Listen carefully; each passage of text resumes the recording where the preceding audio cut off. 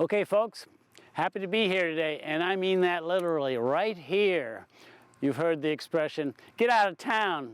And so we did. We left Santa Cruz, headed 25 miles north. Here we are in Pescadero, well, on the outskirts of Pescadero. And let me just say that the small coastal town of Pescadero is a hub of many small, great organic farms. Folks growing vegetables, yeah, flowers too, yeah, and fruit trees in some instances.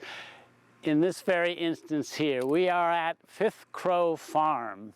The collaborative proprietors, real good friends and graduates of the UCSC Farm and Garden Apprenticeship Program, John Vars, Teresa Kurtak, and Mike Irving.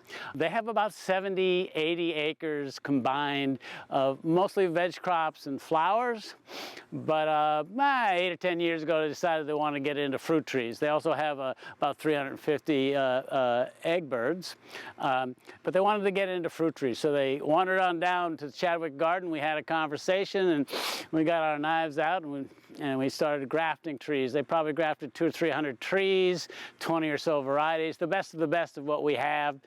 We have upwards of 100 varieties. And they went, their drift, as it were, or focus actually was, of course, good tasting apples. That goes without saying. Life's too short to grow lousy tasting apples. But heirlooms and particularly russeted types. Apples of distinction is what I would call them. So they planted a small planting up further on the property here on a hillside, about an acre, and things went well for about 8-10 years. But it was just when they were starting to really develop their imprint on the land down here in the bottomland. And the care up there was starting to wane a bit. Just that distance of a mile with all that was going on the farm made it a little difficult. So they decided to reset, and they did a major planting down here. They've got right now, 5 or 6 years in, they've got 710 apples on a little less than 3 acres and 120 pear trees on a little more than a half an acre, and they're planting more each year. Mike told me when he first started cropping the original 1 acre planting, he wished he'd planted 5 or 10 acres.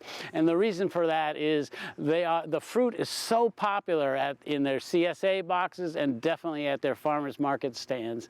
And that's something to think about in terms of both fruit and flowers. They are magnet or draw crops. They will draw people in and they'll buy your wares. And you can make a pretty good penny, as it were, off of flowers. The general guesstimates on revenue generated is you can make 7 to 8 times as much money off an acre of flowers as you can off of veg crops. But fruit crops are somewhere in between the two, but it's about that magnet draw aspect. Drawing people in, they buy your wares, and oh yeah, I'll take a bunch of radishes, a little dill, a little cilantro. As it were, as they say in the retail biz, loss leader items. You don't make a ton of money off them, but you make some money, and it's all about having a really nice rainbow selection of everything you can to have it be a one-stop shop affair for your customers. Here's their orchard planting. As I said, it features largely apples, but also pears. And part of that is because of the climate or microclimate here. We're up the coast in Pescadero. There's a very cool valley here, proximal to the coast, and really don't get enough heat for plums, peaches, nectarines, certainly not cherries like that. So apples and pears, and they do quite well here. Let's pause for a moment here and then just kind of look at the orchard configuration and the components of the system. I've given a little shout out to Fifth Crow Farm and the Boss Crows, but let me also shout it out loud that they have a stellar orchard. Their design and execution of that design is nonpareil. So let's talk about some of the components of this orchard. I'm standing between 2 rows of an extremely vigorous variety of apple called Mutsu. It's on a semi-dwarfing rootstock, but still it's vigorous. So what have you got? You've got trees that are about 8, 9, 10 feet tall. Again, remember there are 2 heights to a tree.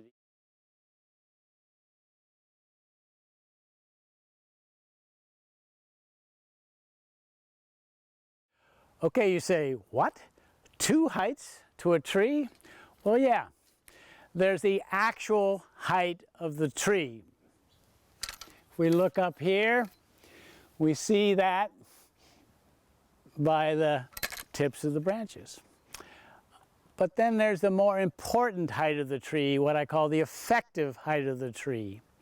And let me show you where that is on this tree, and let me tell you about it. The effective height of this tree is from about right here, and about 7-8 feet tall, down to about waist high, 3+ feet. And that is to say, almost all of the fruit on this tree is born in this area. And let me take that a little further. Almost all of the fruit on the tree, which you can get at for both thinning and picking, is born in this area. So you've got an area maybe 7-8 feet up to down 3.5-4 feet tall that comprises the effective height of the tree. And that's what I'm most concerned about. And what I'm most concerned about is, as always with fruit trees, is there enough sunlight penetrating into the core of the tree to keep this fruit wood lively and productive? And you just need to be looking after that at all times as you go throughout the year and over the years. And so the in-row spacing is about 10 feet. And as you can see, at mature, these trees are mature, full canopy. They're 5-6 years old, and they just kiss. You know, they just barely touch. Cheek to cheek is where at maturation, the spread of the canopy, and that's the design. You know, eventually you need to restrict them overlapping, but they have done what you want to do with fruit trees, which is get out of the gate, get down the road, and get to the end point, finish line. That's cropping as quick as you can. Get quick tree establishment, and then you go to fruiting. So they've done that. They've got 10-12 foot spacing in row. The beds that the trees are planted in is about 6-7 feet wide, and then the alley varies from 8 to 10 feet wide. One thing about alley width in tractor orchards, it just needs to be slightly wider than the tractor and wheelbase and the implements you're pulling behind the tractor. So let's look at how they're managing these various components. The orchard floor in the tree row. Let me just say, here we are on, hey, St. Patrick's Day Eve. And you'll note the, by and large, lack of weeds in the tree beds. And at this time of year, the off-season, with the amount of moisture we've had, this is spectacular. So you need to figure out some way to manage weeds in row in the tree bed. What these folks do is, as you can see here, they put down a layer of wood chips, ramial wood chips. Off in the distance is a monstrous pile of it, and it's quite easy, particularly if you're in rural areas, to get tree services to just dump copious amounts of their wood chips at your back door, as it were, for free. And they can be used as a mulch component. So wood chips put down a couple times a year, and then what they'll do shortly is they'll come and they'll spread compost on the tree bed. And also, well, first they'll spread a granular or pelletized organic fertilizer, and then compost on top of that, and then some more chips on that. This annual or biannual application of chips spring and fall is a really good way to suppress weeds. Not 100%, but with annual weeds, quite a bit. With perennial weeds, still good. And then the means to knock down weeds that come up is simply moving down the whole the row with a hula hoe and knocking them down. Maybe you have to do it a couple, maybe 3 times spring to fall.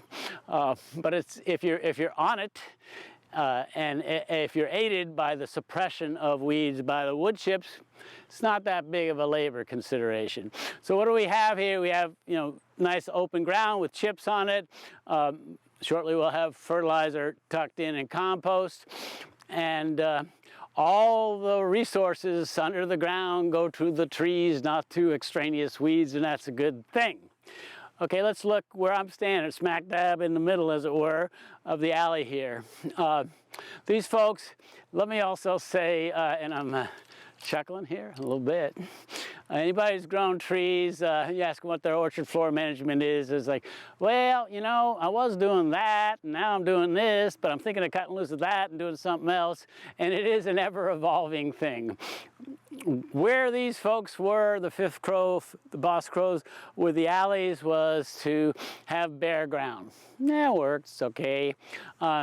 It got a little tread upon and compacted from both summer and winter walking up and down the alleys, and then also the dust was considerable in our dry California summer. So a few years back they went to a perennial grass strip in the center. It's a combination of fescue and brome, and these are tough grasses. They mow a couple, 3 times a year. The thatch goes down on the ground, recycles and feeds the grass. It's a nice cyclical thing in terms of nutrient cycling, and it works quite well. It has a nice aesthetic too. Look like they're about due for a mow, and so be it. It's just one of the ways that you can choose to manage the alleys in an orchard. You could have open ground, you could have a combination of perennial grass and clovers, so you're fixing a little nitrogen, and you could have some sort of a mulch like wood chips. I'm liking this perennial grass so much that I'm suggesting that we at the UCSC Farm and Garden convert to perennial grass in our alleys, so stay tuned. Okay, so that's kind of how they handle the orchard floor.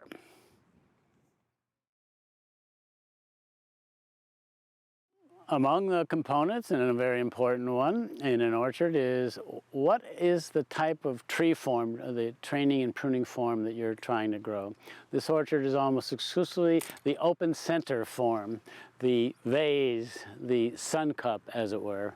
My joke with people is, hey folks, take your hands, go like this, do this. Congratulations, you just formed a 5-armed open center tree. It's more rather than less true.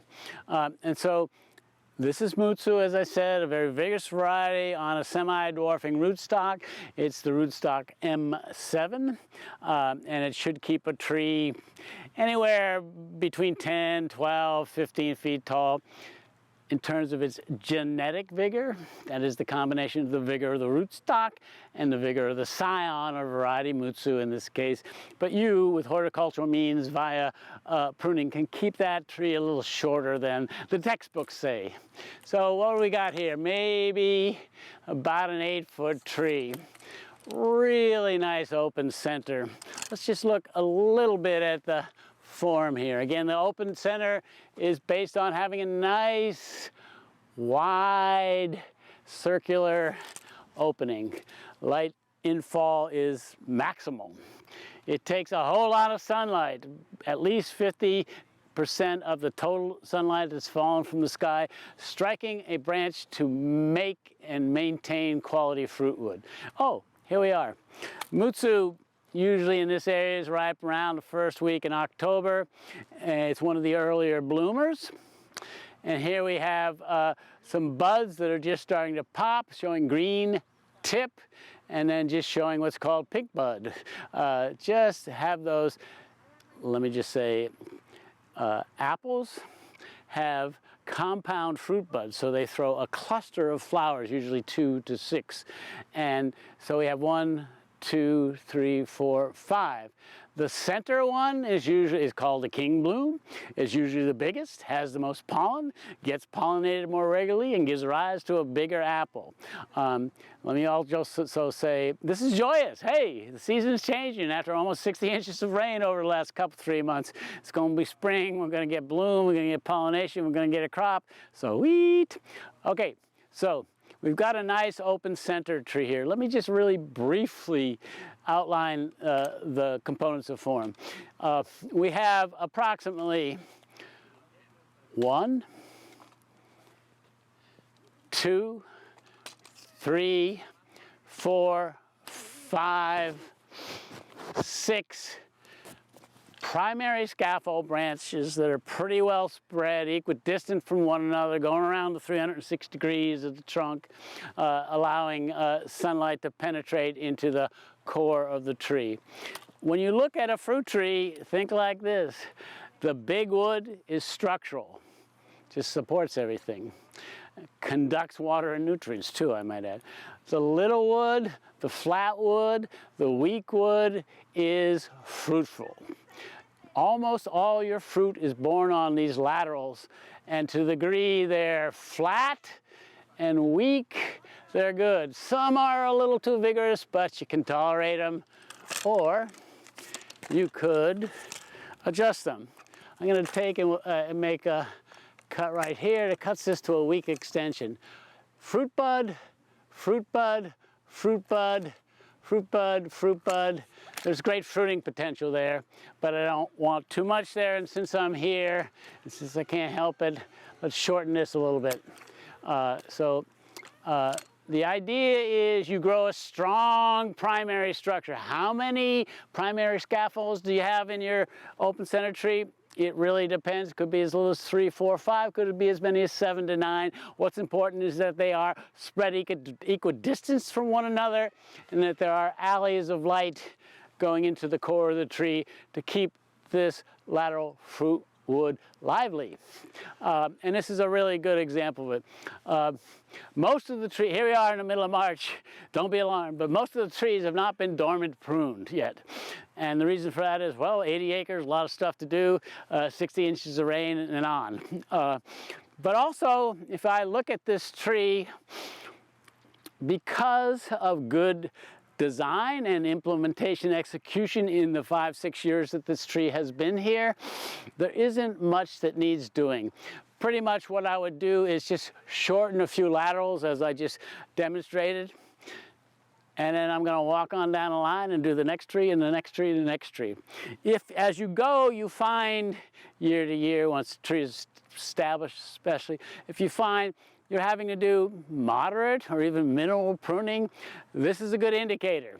You're dealing with things appropriately, and you're just making some fine refinements, adjustments annually. If you're finding you need saws, chainsaws, a lot of big cutting, something's amiss. You might want to reset, study up, and go at it differently.